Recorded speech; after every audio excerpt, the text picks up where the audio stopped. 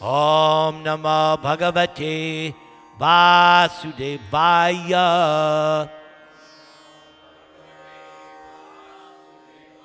Om Namah Bhagavate Vasudevaya.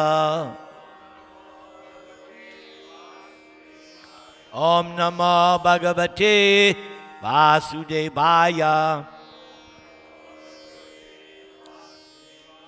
Cows are the foremost of all creatures in all the worlds.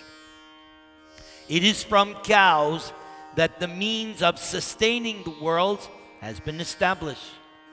Cows are auspicious and sacred, and the bequeathers of every blessing. Cows benefit humans with milk, yogurt, cheese, butter, ghee. The Vedas have stated that the milk of a cow is equivalent to the ambrosial nectar, and that ghee derived from cow's milk is the best of all libations poured onto the sacred fires of Brahmanas. Last Sunday in New Dwarka, we did the Bhagavad Gita Yajna, and we had 3 pits and swaha, and so much ghee was being offered. Cows of various kinds and of diverse colors are always worshipful. They are the foremost of all creatures existing in all of creation. Morning and evening, one should bow one's head in reverence to cows. One should never show any disregard to cows in any way, but should always show them respect. When one awakes in the morning, one should always remember cows. Before falling to sleep at night, one should always remember cows. Cows are always auspicious.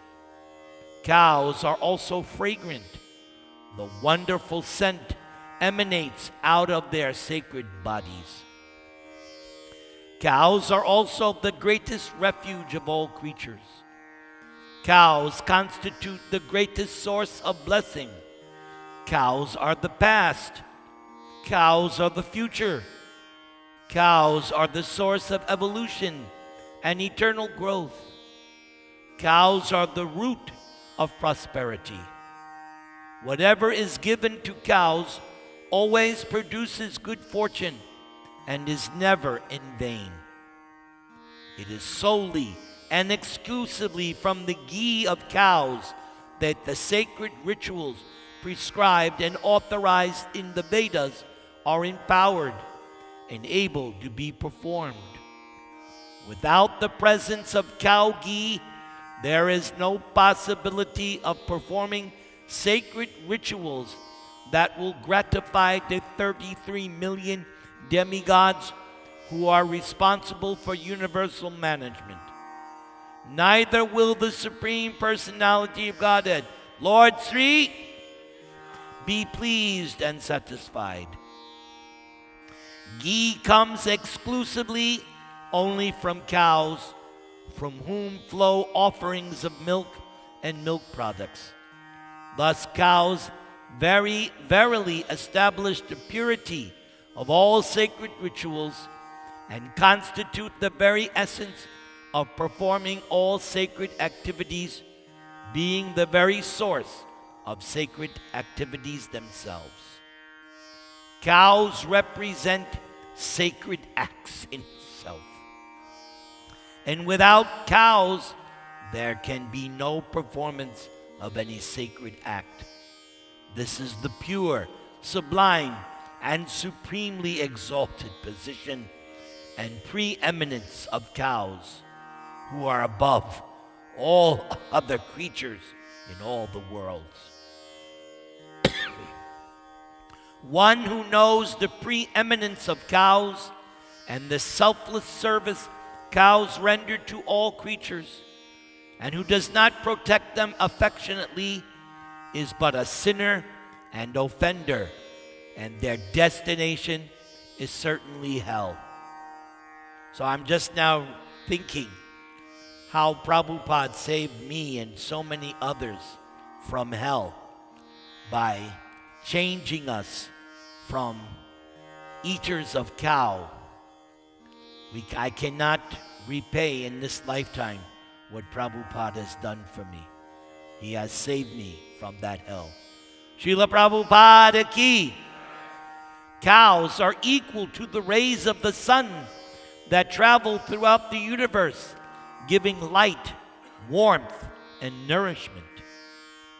In previous yugas, the Vedic injunction was given, known as the Puranas, declaring that one can take the life of a living being only if one is able to revive it back to life by again chanting Vedic mantras.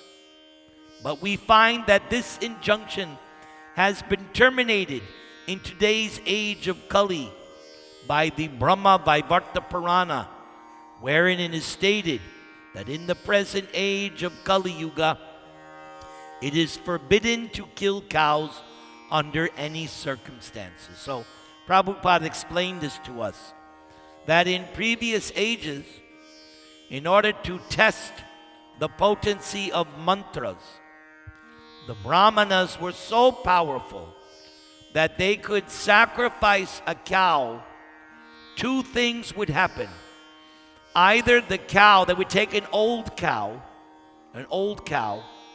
they would offer it in sacrifice, and the cow would then come back right there at the sacrifice with a new rejuvenated body. Or sometimes that cow would then become right there in the sacrifice a human being.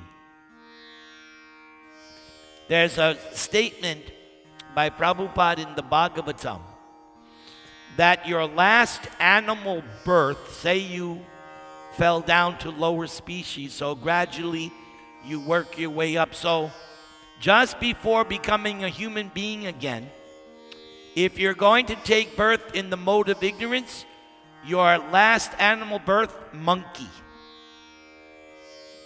If you're going to take birth in the mode of passion, then your last animal birth, tiger.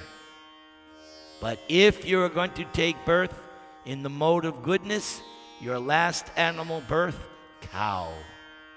Just see how special is cow. So Lord Chaitanya also pointed this out in his discussion with Kazi, because the Kazi was arguing, well, Lord Chaitanya, in your Vedas, you have cow sacrifice, so why are you getting on us Muslims' case? Lord Chaitanya said, no, it's not like that. They didn't kill cows just to eat them, because that's what the Kazi was thinking. So Lord Chaitanya said they would sacrifice the cow, like I explained, and Lord Chaitanya said it was an act of great mercy, because the cow either got a new rejuvenated cow body or promoted to human life. But Lord Chaitanya said in the age of Kali, you cannot find such Brahmins. They don't have the potency. So therefore, there's a verse Lord Chaitanya quoted. 5 things are not allowed in the age of Kali, and one of them, sacrificing a cow, because the Brahmanas are not that potent. We see, you've been to so many homas, right? What happens at the end? Ash. In previous ages, just like the sacrifice performed by Daksha, Vishnu appeared at the sacrifice. Well, we can't do that. Right? So therefore, what did Lord Chaitanya said? There's only one sacrifice recommended in Kali Yuga. Here's your test. What is the only sacrifice? Chanting of the Hare Krishna Maha Mantra. Everybody.